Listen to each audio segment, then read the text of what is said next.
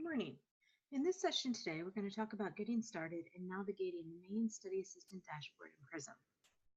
To start, you're going to use your Carilion Clinic username and ID to log into PRISM. Carilion Clinic PRISM is partnership and research integrity and subject safety submission module utilized by the IRB.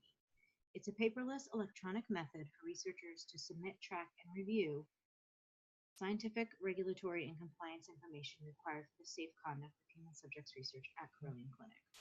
This system also provides a platform for the IRB to share critical information via submission and review of new applications, amendments, continuing reviews, reportable events, and study closures. First of all, for your best user experience, you want to use Internet Explorer, Firefox, or Chrome. We typically do suggest Firefox or Chrome. And then if one of those aren't working for some reason, you could use Internet Explorer as well. You must allow pop-ups for this site when logging in using the browser. So if you do not use pop-ups, certain sections of the application will not be visible to you.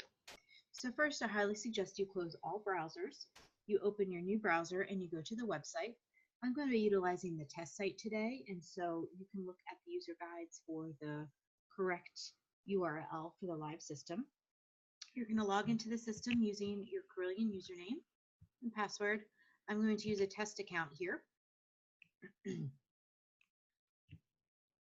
So when you log in, you're initially taken to your primary study dashboard. I want to point out a few things here about the dashboard. So when you first log in, you will be in the study assistant dashboard. Your username will be here and your last login date. The live system will not have this test logo here. At any point, if you need assistance, there are help documents under this help tab here, and this is one of the reasons you need pop-ups.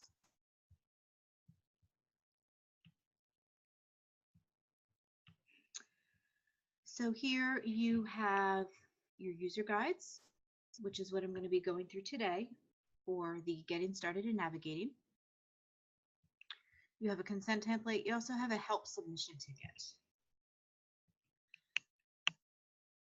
If there are announcements pertaining to the system, there will be an announcement tab here as well that we ask you to click on. We do occasionally do system downtime for system patches and updates.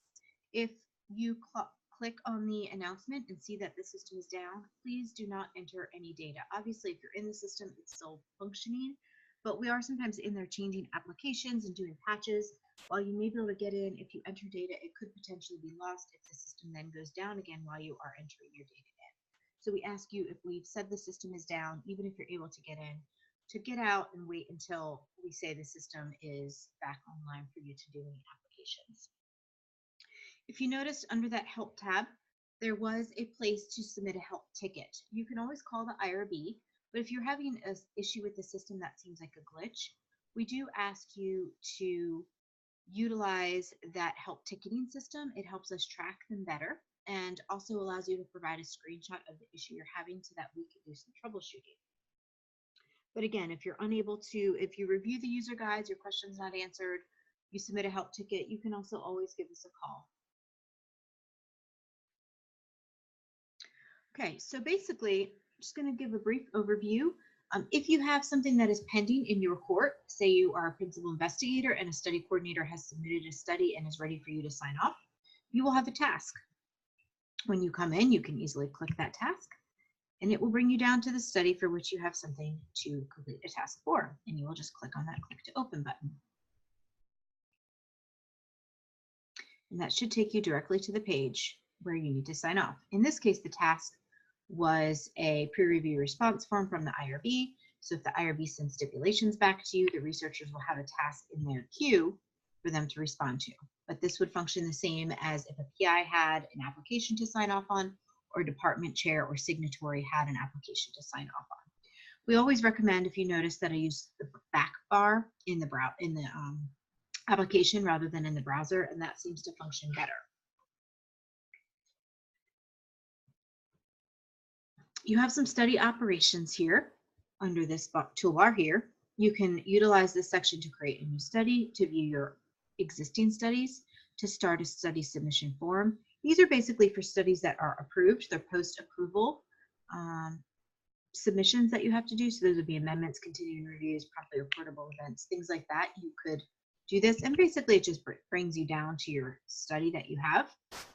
If you need to submit something new, you can click on Forms, and it will allow you to select the type of form that you want to submit to the IRB. If you have forms that are awaiting something for you to do, they're incomplete, you can click here and it will take you down to that study. You can also track your approvals.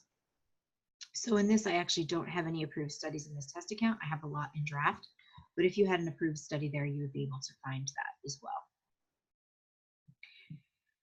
Okay, so that really is a good outline of the system. Just as an overview of the dashboard, there will be an additional module training video that will talk about creating a new study as well as doing some of the other study processes. And so you can look for those videos if you'd like to learn more. Thank you.